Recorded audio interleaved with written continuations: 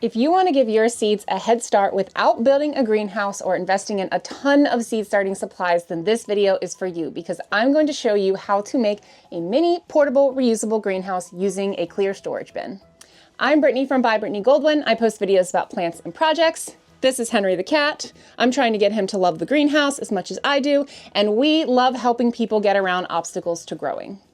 Seed starting can definitely be an expensive venture if you're not careful, but this easy, budget-friendly setup helps trap heat and moisture, protects your seedlings from the elements, and boosts your germination so that you can grow strong, healthy plants right from the start. And this is the method that I used for years before I actually got my own greenhouse. So whether you're working with a windowsill, a balcony, or a big backyard, and you just don't want to invest in a greenhouse, you will be able to adapt this storage tub method for your seedlings.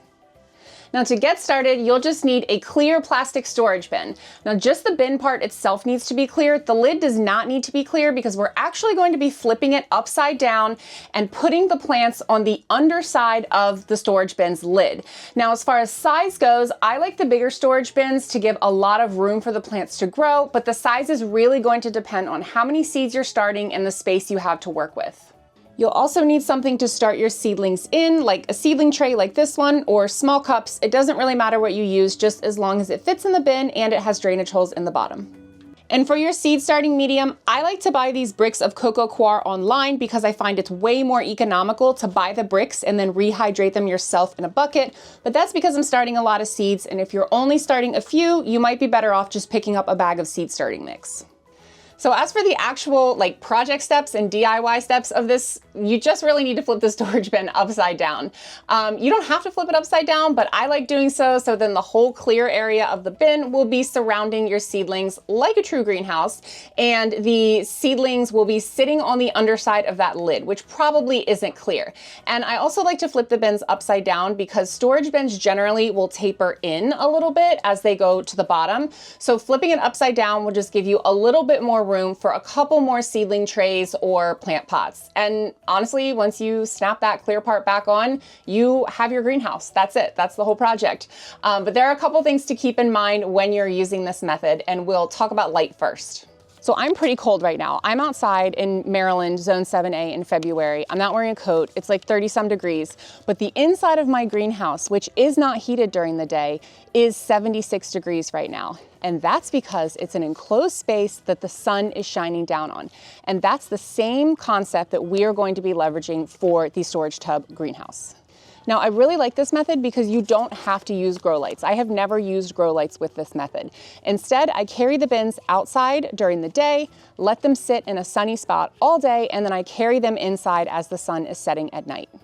Now, if your bin is clear, it's going to let in sunlight and provide a little bit of insulation to create that greenhouse effect for your seedlings. So I've put my little thermometer gauge inside of my storage tub greenhouse before and seen that when it's freezing outside, it can get up into the 70s as well. And this definitely won't work on a day when it's snowing or raining, but if it's even partially cloudy outside, when it's very cold outside, that greenhouse effect is still going to kick in when the sun beats down on something that is an enclosed clear space. And as a bonus tip for the light, if you want to, you can spread out aluminum foil under your pots to help brighten things up and reflect the light that is coming into your bin a little bit. And I know that moving the bin in and outside every day when it's still really cold out is kind of a pain, and I'm definitely ready to stop doing it by the end of April when it's time to leave it outside overnight because it's warmed up a little bit. But it is definitely worth it for how cheap and easy this method is. Now, I mentioned that I take the bins in at night, and you may be wondering why that is. If it was just about the light, I'd leave them outside, but it's not just about the light, it's about the temperatures. Here in Maryland, where I'm at is zone 7A, it is still quite cold in February, March, and even early April.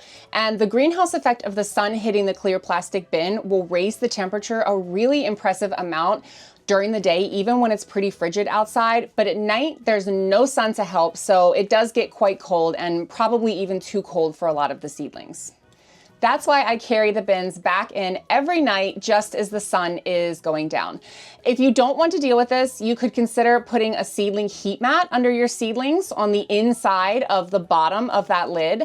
And this would help boost the temperature a few degrees, and the bin would also help to trap some of that heat in overnight. You could turn the mat off during the day when the sun gets to work, but that's just one more thing to have to buy. And honestly, it's kind of a pain, but I have carried them in and out every year until I got my greenhouse. So I would say it's definitely worth it, and it's not too bad. I stop carrying them in for the night once the temperatures are getting into at least the high 40s, low 50s at night, really depending on what kind of seedlings I have. If I have things that I think can tolerate a little bit cooler temperatures, I will try to isolate those to one bin. So then if I have like 3 bins, maybe I start only carrying 2 in at night in the end of March. Now let's talk about watering the seedlings. Using the upside down storage bin method makes watering super easy. I just take off the clear bin portion, water all the seedlings liberally, and then snap the bin back on. This is great because the excess moisture combined with the rising heat levels inside the enclosed bin during the day creates a fantastically humid environment for your seedlings, and it also decreases the water evaporation, meaning you don't have to water your seedlings as frequently. So we've talked about light, temperature, and water. So what about ventilation? Seedlings really benefit from good air circulation. So if you're snapping that bin on and you're leaving it closed and you didn't drill any holes in it, where's the ventilation?